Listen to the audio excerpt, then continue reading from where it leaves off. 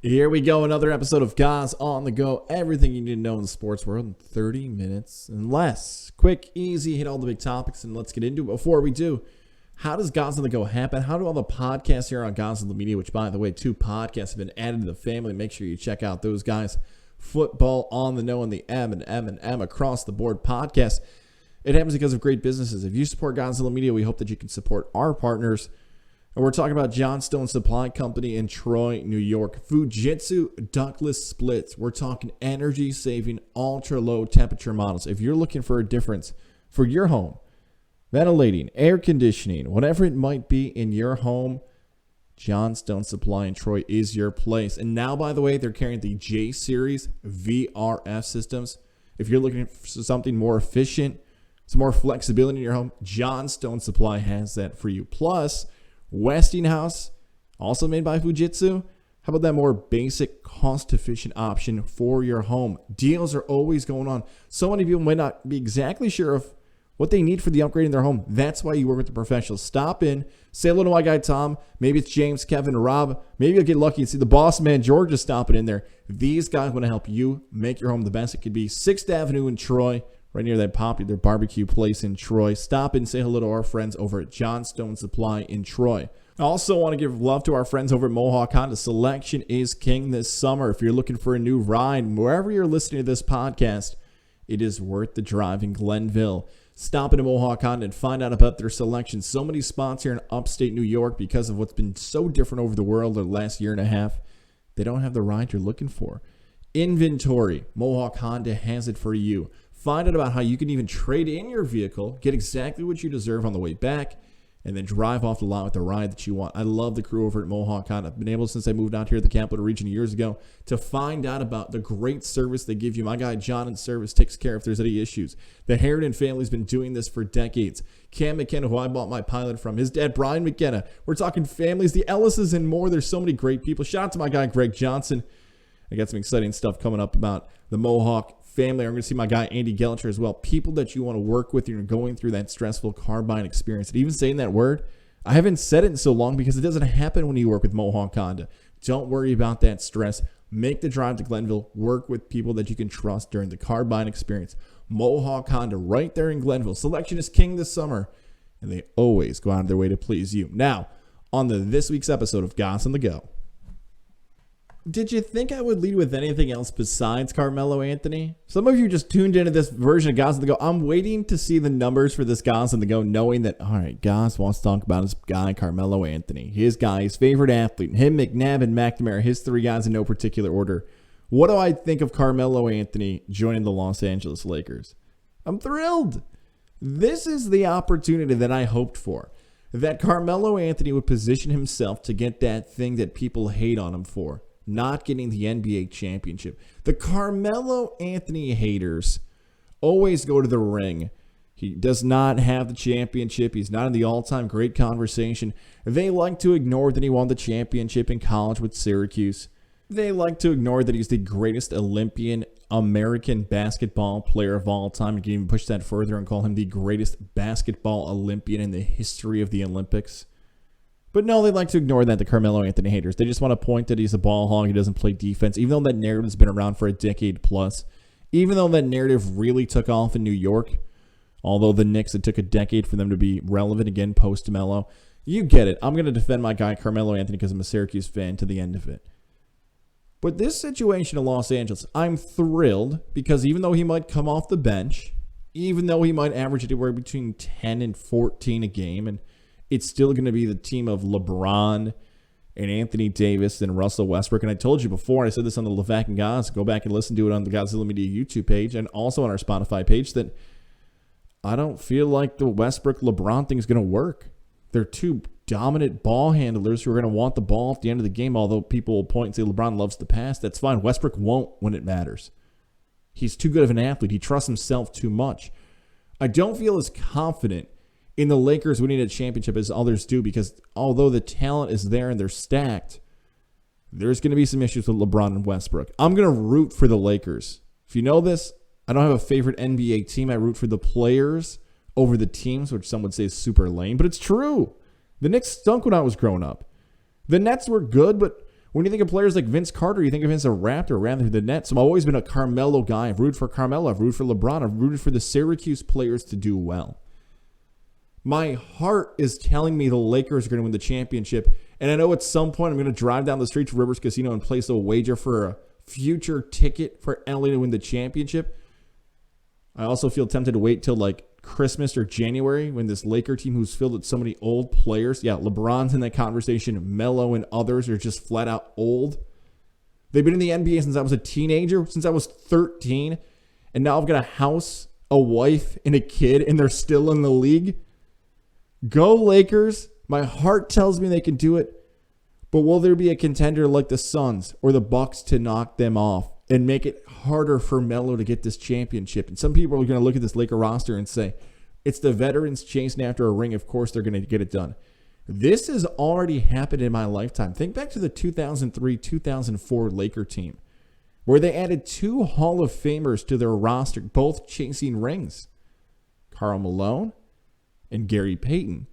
Payton and Malone, in similar fashion to Melo, were at the tail ends of their career, and they thought they're going to go in and cash in their championship, which they've waited to get for their entire career. And the Detroit Pistons had a few other thoughts about it, as that Piston team upset the Lakers in one of the big NBA final upsets of all time. So the Laker franchise has had this precedent already set. I'm rooting for Melo. I'm going to buy the jersey. I'm a Laker fan for the rest of the season. I want to hear that narrative get knocked off. I know the haters will still be around saying Melo sat the bench and he chased after the ring and everything. I don't care. I'm thrilled for Carmelo getting one last opportunity to be in the best opportunity in his career to finally win that NBA championship. Go Melo. Let's get it. Quentin Hillsman, no longer the head basketball coach of the women's program at Syracuse. The news came down earlier this week that he had resigned from the position. So what happens with Syracuse women's basketball now? A program that under Coach Q's watch has improved and become a nationally ranked program to go as far as to play for a national championship as he was the head coach of the Orange. I got to give credit to Syracuse.com and ESPN Syracuse radio host Brent Axe with his article on Syracuse.com, and credit to Axeman, because it's one of his best articles in years because of how articulate he was about the athletic director who is now making the decisions for Syracuse University, John Wildhack, and the missteps that he's had. As Axe described it, he's been given some meatballs over the plate to fix some of these issues, talking about John Desko and the scandal that forced him into retirement, although that's not how it's phrased, and not in Axe's article. I'm talking about overall, people don't believe the legendary coach retired on his own. The Chase Scanlon situation may have caused that. But Desko steps aside. Gary Gait, the legendary player, takes over for the men's program, moving from the women's program. And the women's lacrosse program adds another legendary player from Capital Region ties and everything else. And now this. If you remember the timeline, John Wildhack had said that he'd supported Quentin Hillsman and that no changes were going to be made, although double-digit athletes from the program had decided that they were going to move on. The athletic department and others just pointed to that's the way that college basketball is. And then the report came down from the Athletic about verbal abuse and the ways in which Coach Q treated his players on the team. Now, star players from the program's past come out and defended the coach, but others didn't have his back. But the school waited and waited and then made the decision to move on. Why wasn't the school proactive in that? And you could argue whether or not they should have kept or fired Coach Q if you feel as if his success was good enough, and if he coached, like, let's say, a college football program or a college basketball program that brought in more money to universities, maybe it wouldn't have mattered. He would have stayed. Even though 2021 we view things that happen on and off the court differently, and that because of this culture, you're going to go, and rightfully so in some ways, if you're a role model of future athletes, and both men and women, that's not the person you want to have son and daughter spend 4 years under. It goes for any ranks of college, whether it's men's or women athletes. But why this is so different for Coach Q is that, why didn't John Wildhack know about any of this? You're telling me the athletic director just thought, double-digit athletes are transferring from a program. Whatever. Guess I just want to ask around. That's it? Like, where was the proactive steps? Why was Syracuse University behind the athletic report? Why was Syracuse University reactive rather than proactive in making a decision for their women's basketball program? Did they just say, you know what, this is going to pass over, we'll reset, and we'll be fine, and never thought The Athletic would publish that article? Maybe. But is that the right way you want to run an athletic program? With constant change coming across college sports, do you want your athletic director to be proactive or reactive? When we talk about conference realignment and schools changing and schedules and national likeness, image, endorsement things for athletes and how that affects if you're a fan of those schools, do you want your athletic director to be proactive or reactive? Now, whoever steps in as the next head coach for the women's basketball program, they may struggle to have the success that Quentin Hillsman did because Quentin Hillsman is the greatest women's basketball coach in the history of that program. The stories in which he conducted with his staff and his past players is not appropriate at any level of college, high school, professional, or more. But Syracuse University, although there are two scandals this school has faced in the year 2021, do you have more or less confidence now that John Wildhack is going to be the guy to get it right as an athletic director? Do you feel more or less confident that the Syracuse football program is in the right spot for the future going forward with Dino Babers, who's coming off a 1-10 season? Jim Boeheim, the head coach, the Hall of Famer, the great Coach Boeheim. I see the tweets every single week about if the program's in better shape for the future with or without Coach Boeheim, and usually it starts to change when March hits and Syracuse starts to win because of the zone. That's the question you have to ask. Whenever Coach Boeheim steps aside, whether it's Dino Babers or not for the future, if you're a Syracuse Orange fan, do you trust that John Wildhack is going to put the program in the right direction? Is he the one to get it right? If you told me a year ago, I told you that question would probably be unanswered. I don't have enough information yet. But now after the Chase Scanlon and John Desko situation, and now after the Quentin Hillsman situation, I have far less confidence as a Syracuse fan that Wildhack's going to get it right before he gets it wrong.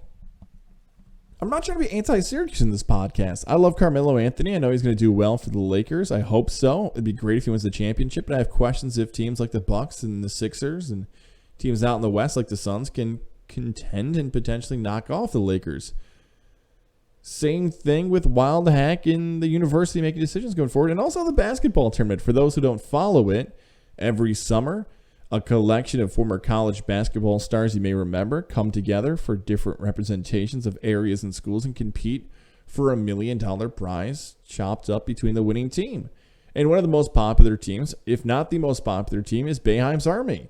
The fans in Central New York, and I'm one of them, get really excited at times. They have this all-star collection of your former players all play together. It's like a video game or a movie that comes to life. I haven't watched as much of the basketball tournament this year compared to other summers because from the beginning it felt like it was rigged for Boeheim's Army. That the basketball tournament as a business, as it continues to get bigger and bigger, wants, like any other sports league or business or event, to have the most fans as possible, to continue to get the fans what they want and make sure the fans are happy. That's nothing different than any other type of business, and especially in the entertainment field. So Boeheim's Army is the most popular and has the biggest following because the Syracuse basketball fans care about it. So Boeheim's Army adds non-Syracuse players. Rice and Kennedy, guys who have truly no affiliation with Syracuse University, but because they've been such standout players in the TBT, they joined Boeheim's Army. And sure enough, they win. Now, someone would be saying, guys, you're being too easy with this take. You didn't watch the game. I did. I watched a lot of the TBT finals where Boeheim's Army is playing against Team 23. Do you know that they were almost down by double digits with 5 minutes to go and they came all the way back miraculously? Did you know that at the end of what was going to set up to be the Elam ending, Team 23 is trying to foul and the referees aren't blowing the whistle on an intentional foul call? Did you know that going into the Elam ending, do you know how many fouls the Syracuse team had as an entire team when the score reset for the Elam ending? 0. Syracuse had not been called for a foul. They had 0 going to the Elam ending. Oh, do you know what happened on the first possession for Syracuse and the Elam ending? Foul on Team 23, so they went to the line. Do you know how the game ended? a wild circus shot that goes in. There were a lot of things that were set up for Syracuse, Boeheim's Army, because it's good business for the TBT to have a following of fans finally get to see it pay off and watch the team win.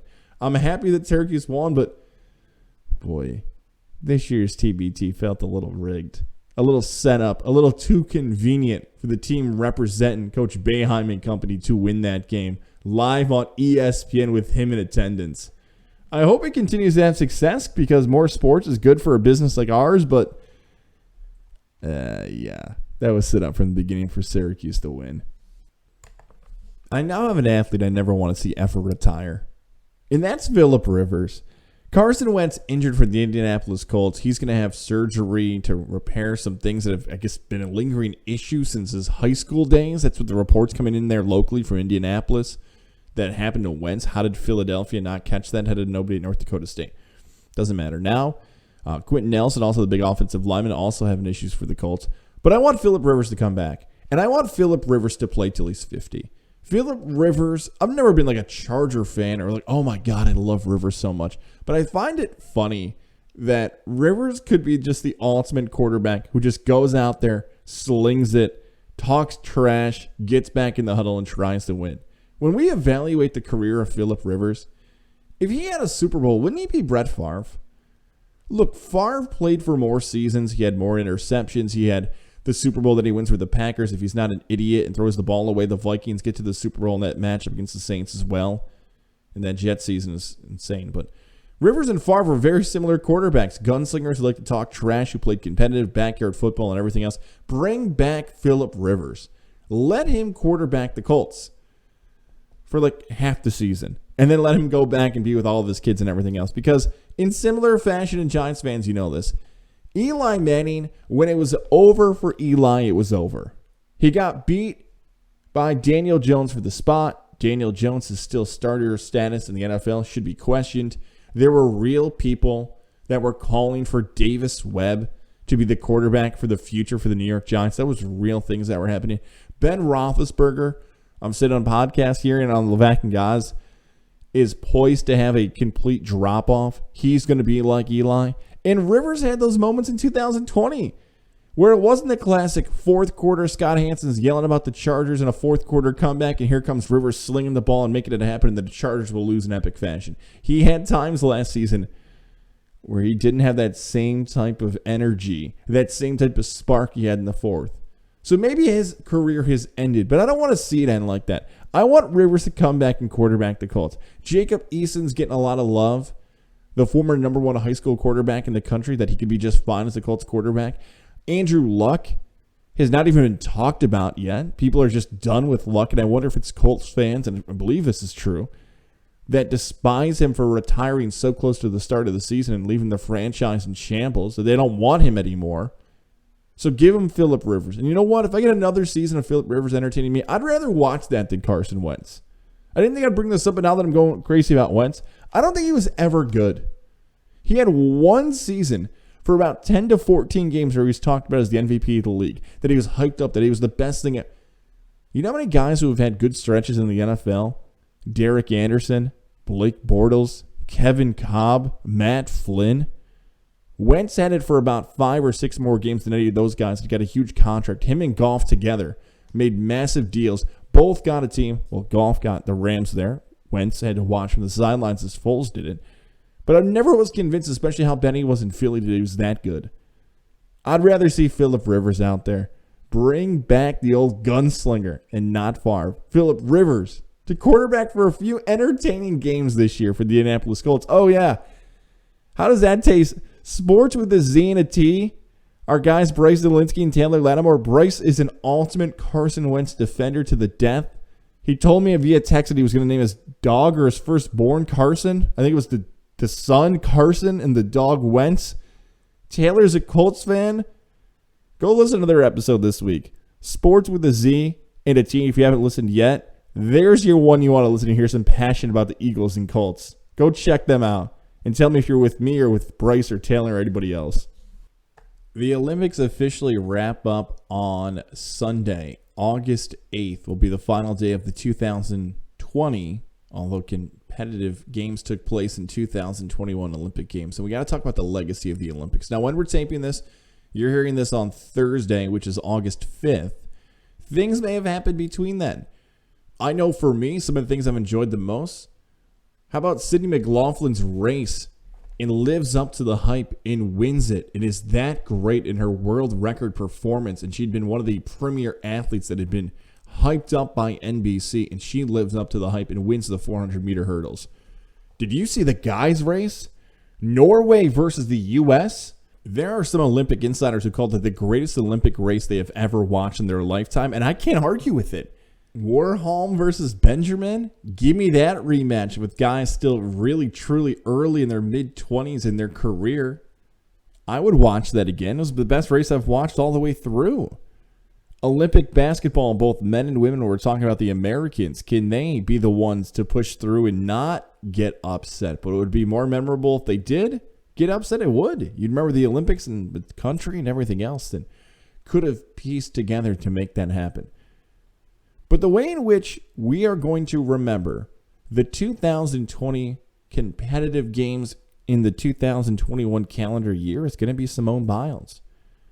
Unfortunately, her teammates who have had success or could not reach her success may not even be remembered 4 years from now. The best comparison I can have is Lolo Jones. If you remember Lolo Jones just a few Olympics ago was the talk of the Olympics.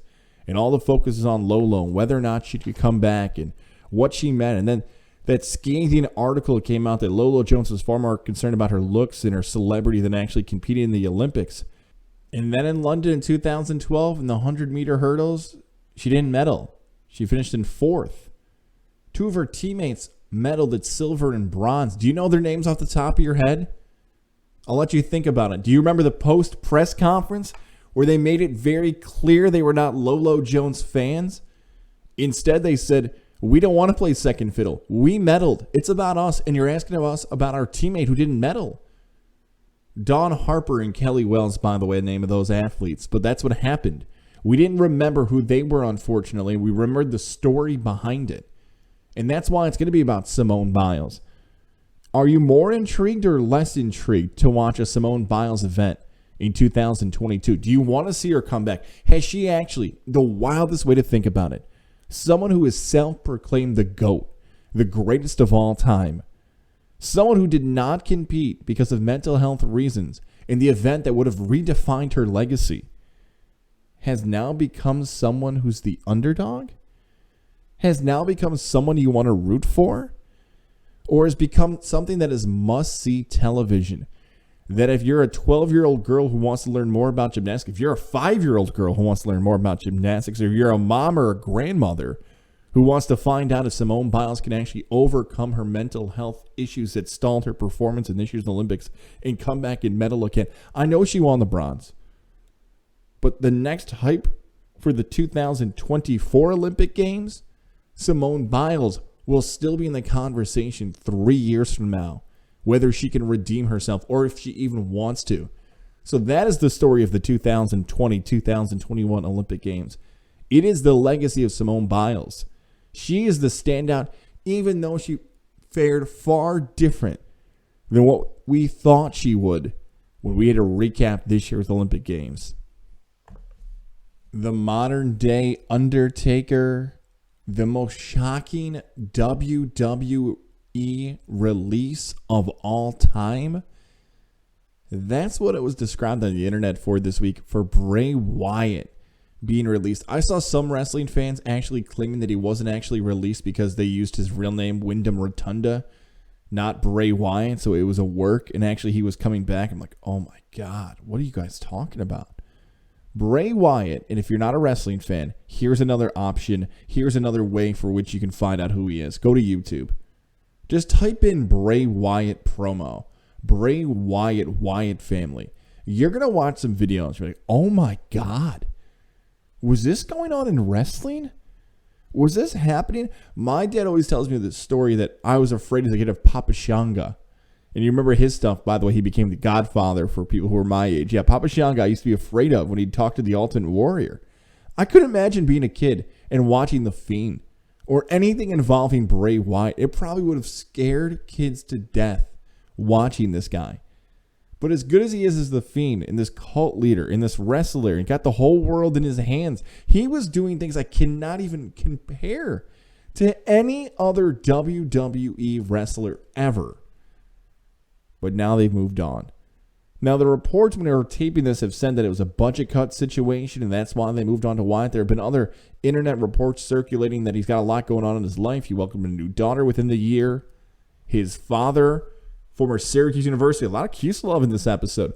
Mike Rotunda, IRS, had been let go from the WWE. His brother, Bo Dallas, let go by the WWE. His girlfriend, JoJo Offerman, also let go from the WWE. So 3 of his family members let go from the company.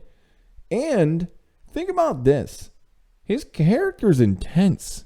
When we talk about actors or actresses taking on these extreme roles, how does it affect them personally? We've heard reports of the death of Brody Lee, also known as Luke Harper. One of the members of the Wyatt family has affected him. Again, that's all rumors and speculation. That's what the internet's reporting. Take those things for what they are. It's never been confirmed by Bray Wyatt. But this is a case where as awesome, as an amazing, as an entertainer as he would be, and if he went to all elite wrestling, like the rumors of Daniel Bryan and CM Punk, you would continue to stack your roster, get the best of the best. This is the first guy I can ever remember who I actually believe that if he became an actor, he'd win an Academy Award. He's that incredible with a microphone and a camera in front of him. You remember the ultimate promos The Rock and Stone Cold and Mick Foley and maybe the past people of your childhood used to do. But The Rock became an action star. John Cena became an action star. So did Dave Bautista. That's what those guys did. You want to see a remake of Cape Fear? You want to find a lunatic or someone playing a cult leader? You want to bring back that show with Kevin Bacon? What's it called? The Following? And Joe Carroll? That's what Bray Wyatt can do. Rather than maybe trying to do a knockoff version of the Wyatt family 2.0 in all elite wrestling, go to Hollywood. See if you can carve a unique path for yourself that no other wrestler has truly done like this before. That's the new path. Keep that mystery behind you. Keep that, whatever you want to call it, that aura on social media, and become something different that someone's never seen before from the world of professional wrestling. That's how amazing it could be. And he wants to do a tell-all podcast. Hey, Goz in La Media, I got a place for you, man. I would love to find out what exactly went down involving Bray Wyatt in the end of his WWE career. One last thing here, and then an update on Levack and Goz and the Albany Empire. So, for those who may have missed the news, if you're listening outside the capital region, my pal Levack has been named the team president of the Albany Empire. Throughout the summer, you've known that Levack and Goz is back, and all Godzilla Media podcasts have been brought to you by Techies Fire and Water Restoration, your best way back to normal. TEFirewater.com. If you've got mold damage, water damage, maybe heat has caused some damage in your home, the place to call is Techies Fire and Water Restoration. TEFirewater.com. If you check out their Facebook page, TE Fire Water, you can find out more information about what Mike Corda and his team can do for you. If something is happening, you know what? Just save the number in your phone right now, because that's usually how it goes. You don't know you're going to need them until you need to call 518-915-1062. 518-915-1062, located on Central Ave, Tech East Fire and Water Restoration. Your best way back to normal this summer. TEFirewater.com. And go back and watch videos of the Levack and Goz show live on location. I'm proud of my guy Levack. Some are asking, what does that mean for the future of Levack and Goz? He's going to be busy here the next 2 weeks, busier than I thought because the Albany Empire in the playoffs. He's the team president of a team that's competing for a championship. So, again, you're listening maybe on a Thursday, Friday, Saturday. My goal is to have the Levack and Goz show at his house. That's right. Maybe no video, maybe just audio exclusive on August 9th. I can't promise that. I'm going to do my best to have that happen. If not, don't worry. We've got a show locked in on the Monday, August 16th. You know what? I'll just announce it now. Yeah, let's do it. Monday, August 16th, we'll be broadcasting live from Mohawk Chevrolet in Malta, the new spot. Check out all the great things going on at Mohawk Chevrolet. Looking forward to being there. Again, Monday, August 16th, Levack and Goz will be guaranteed to be broadcasting there. And then on the final Friday in August, I'll keep that one a secret. So those two are definitely going to be locked in. I'll keep the final one in August. I'll wait for that one. So I'm hoping to have a show this Sunday. Levack and Goz in the football season, we're going to keep having shows. What day of the week, how it's going to come together, all that is to be determined as the president, won't get sued, so I won't leave the song right there, figures out his role as the president of the Albany Empire. Fired up for him. And if you're watching Albany Empire playoff action, again, outside of the Capital Region, or you're heading to the Times Union Center, make sure to check out ticket availability, albanyempire.nal.com. Head over to their website. Check them out on social media. Find out ticket availability. I am not on the call this weekend. I had a prior commitment, so I am not on the call. Nothing happened to me. Don't think if Pete Doherty, who won't credit Godzilla Media, says I'm missing from the call and tries to make up a story. Trust me, I've already had enough media outlets and companies try to make up stories of why I'm not a part of... You know what? I'll just let it sit there. I'm not on the call, but I will be, if the Empire win, calling action inside the Times Union Center for the NAL Championship game. So don't worry about me. I'm fine. I'm healthy. Prior commitment this weekend. Decided before the season. Enjoy the broadcast with my guy, Andrew Santillo, and more. And that's it. Goz on the Go. Hopefully you enjoyed it. Make sure to go out and continue to support our sponsors, Johnstone Supply in Troy, Mohawk Honda. You heard we're going to be at Mohawk Chevrolet on Monday, August 16th, and also Techie's Fire and Water Restoration. Hope you enjoyed it. Don't forget, if you want to comment on some of my takes this week, TOMGOZZ on Twitter. My guy, Jack Lamson, will enjoy that. I got a fun story with Jack coming up later this month on Getting There with Goz. Check out all the Godzilla Media podcasts on Apple and Spotify. Getting There with Goz, all one word on Instagram. Talk to you again next week.